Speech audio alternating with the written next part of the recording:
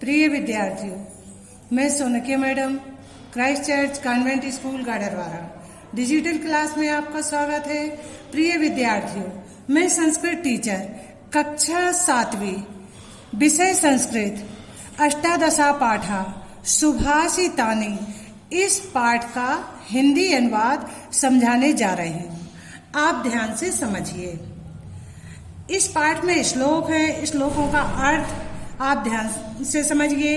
देखिए, पहला श्लोक है यथा यथा ही पुरुषः कल्याणते कुरुते मनः तथा तथास्य सर्वार्थः सिद्ध्यन्ते नात्र संशयः। यथा यथा जैसे जैसे,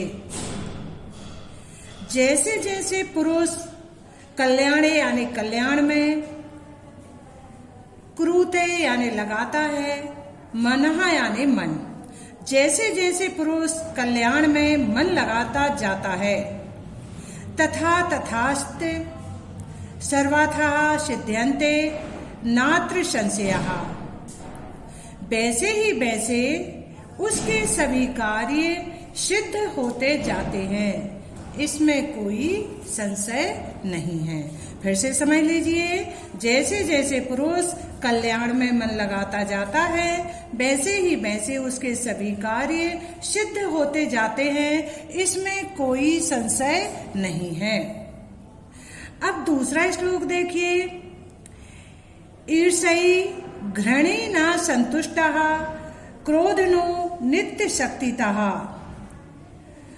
पर भाग्यापजीवी चा सडेते नित्य दुखितः। ईर्ष्या और घृणा करने वाले कभी संतुष्ट नहीं होते। तो देखिए, ईर्ष्या करने वाले, घृणा करने वाले, संतुष्ट न रहने वाले, क्रोध करने वाले तथा नित्य शंकालु और दूसरों के भाग्य पर जीवित रहने वाले, ये 6 प्रतिदिन ही दुख पाते रहते हैं। देखिए, कौन कौन प्रतिदिन दुख पाते हैं, फिर से समझिए। ईर्ष्या करने वाले, घृणा करने वाले, संतुष्ट न रहने वाले, क्रोध करने वाले और नित्य दूसरों पर शंका करने वाले, दूसरों के भाग्य पर जीवित रहने वाले, ये 6 प्रतिदिन ही दुख पाते हैं। अब थर्ड नंबर का देखिए, विद्या विवादाय धनम मदाय शक्ति ही परेशान परिपीडनाय खलस्य साधो विपरीत में तत् ज्ञानाय दानाय च रक्षणाय। देखिए, हिंदी समझिए। दुष्ट की विद्या वाद विवाद के लिए होती है।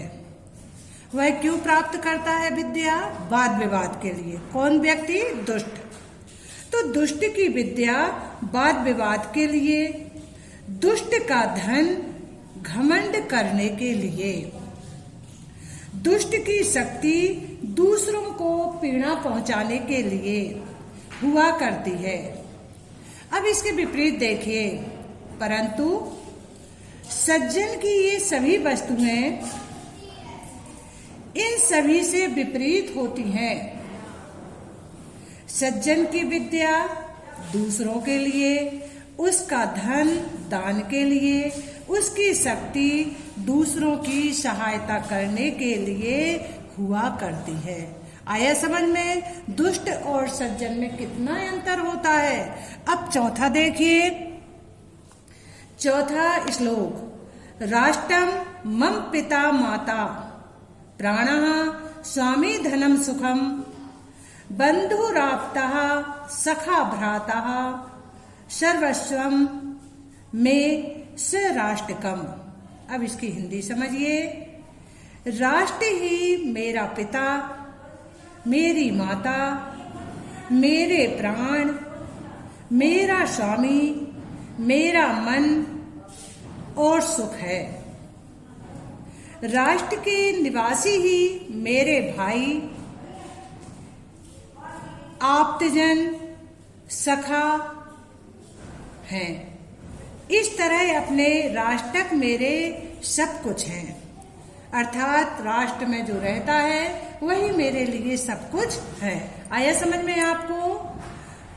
राष्ट्र ही मेरा पिता है, राष्ट्र ही मेरी माता है, राष्ट्र ही मेरे प्राण है, राष्ट्र ही मेरा स्वामी है, राष्ट्र ही मेरा धन है और सुख है। इसलिए राष्ट्र में रहने वाले सभी मेरे भाई हैं, सभी मेरे सखा हैं और राष्ट्र ही मेरे लिए सब कुछ है। आया समझ में आपको? अब 5वां नंबर का देखिए। यत्र नार्यस्तु पूज्यते रमन्ते तत्र देवताः, यत्र तास्तु न पूज्यन्ते सर्वास्त्र फलः क्रियः। अब देखिए, बहुत अच्छा आया है ये श्लोक। जहां स्त्रियों की पूजा की जाती है, यानी पूजा जाता है या उन्हें सम्मान दिया जाता है, जहां स्त्रियों को सम्मान दिया जाता है वहां देवता निवास करते हैं या वहां देवता रमण करते हैं। आया समझ में? जहां इनकी पूजा नहीं की जाती, पूजा का मतलब होता है सम्मान, जहां इनका सम्मान नहीं किया जाता वहां संपूर्ण कार्य निष्फल हो जाते हैं। तो ये बहुत अच्छा है। जहां स्त्रियों को सम्मान मिलता है वहां देवता निवास करते हैं और जहां स्त्रियों को सम्मान नहीं मिलता वहां के सभी कार्य असफल हो जाते हैं। अब 6वें नंबर का देखिए। सत्यम माता पिता ज्ञानम, धर्मो भ्राता दया सखा, शांति पत्नी क्षमा पुत्रा, सेडते मम बंधवा। अब इसका हिंदी अनुवाद समझिए। माता सत्य स्वरूप होती है, पिता ज्ञान स्वरूप होता है, धर्म भाई के समान होता है तथा दयालुता मित्र के समान होती है, पत्नी शांति के समान होती है यानी शांति देने वाली होती है तथा क्षमा का गुण पुत्र तुल्य होता है। ये सभी 6 तो मेरे भाई हैं। आया समझ में? फिर से समझ लीजिए। माता किसके समान होती है? सत्य के समान। और पिता किसके समान होता है? ज्ञान के समान। धर्म किसके समान होता है? भाई के समान। और दयालुता मित्र के समान होती है। शांत स्वभाव पत्नी के समान होता है तथा क्षमा पुत्र के समान गुण होता है। ये तो ये 6 मेरे लिए, यानी जिसने ये श्लोक लिखे हैं वो बोल रहे हैं कि ये 6 मेरे लिए भाई के समान होते हैं। आया समझ में? अब 7वां देखिए। बर में को गुणी पुत्रो नाचा मूर्ख सतान्यपि, एकश्चंद्रस्तमो हंति न चा तारा गणा अपि। अब इसका हिंदी देखिए।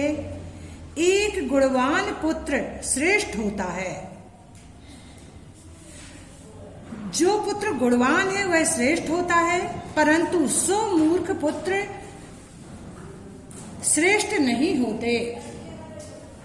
अकेला चंद्रमा अंधकार को नष्ट कर देता है, लेकिन ताराओं का समूह अंधकार को नष्ट नहीं कर पाता।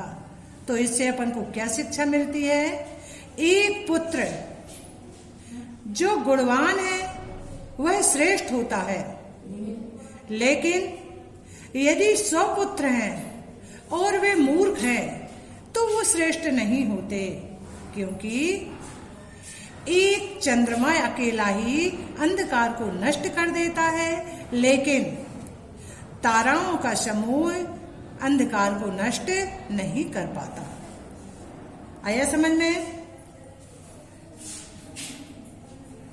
अब ये अपने हो गए पूरे, कोई रहा तो नहीं है? तीसरा, चौथा, पांचवा, छठवां, सातवां। ठीक है, ये मैंने आपको समझा दिए हैं, आपको समझ में आ गए होंगे। एक और रह गया है 8वां वाला। अष्टादश पुराणेषु व्यासस्य वचनद्वयम् परोपकारः पुण्याय पापाय परपीडनम्। 18 पुराणों में व्यास के 2 वचन ही श्रेष्ठ हैं। देखिए पुराण कितने बताए हैं? 18। इनमें क्या है? व्यास के 2 वचन ही श्रेष्ठ हैं। परोपकार से पुण्य लाभ होता है और दूसरों को पीड़ा पहुंचाने से पाप लगता है। तो बेटा ये आया समझ में? सुभाषितानी के हैं। एग्जाम में आपको इसी पाठ से श्लोक लर्न करना है। आया समझ में? इनकी व्याख्या यानी अर्थ भी मैंने आपको बता दिया है, आपको समझ में आ गया होगा। धन्यवाद।